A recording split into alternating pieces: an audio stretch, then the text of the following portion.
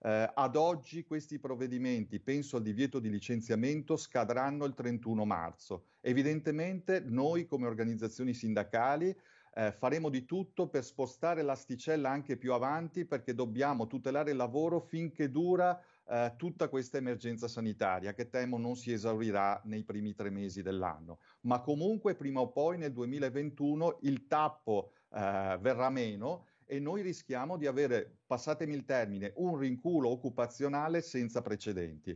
Anche qui, Veneto Lavoro ha calcolato, una volta venuta meno il divieto di licenziamento, nell'ordine di decine e decine di migliaia i potenziali esuberi. Non possiamo permetterci di aggiungere a tutte le difficoltà economiche che viviamo, alla crisi sanitaria, anche un'ondata di licenziamenti di massa senza rete. Non lo sopporterebbe il sistema territoriale e la coesione sociale. Quindi noi dobbiamo tutelare il lavoro, affrontare non in maniera unilaterale con licenziamenti collettivi fatti dalla sera alla mattina, ma in maniera condivisa e partecipata il processo di inevitabile ristrutturazione del nostro sistema produttivo. E soprattutto una cosa diciamo agli imprenditori e al sistema delle imprese, anche dopo il 31 marzo, prima di licenziare le persone si devono utilizzare tutti gli strumenti a disposizione, che sono tanti, comprese le risorse, che non finiranno il 31 di marzo. Per questo noi diciamo, in particolare alla Regione Veneto, si faccia promotrice di un tavolo che affronti anche l'inevitabile ricaduta dell'emergenza economica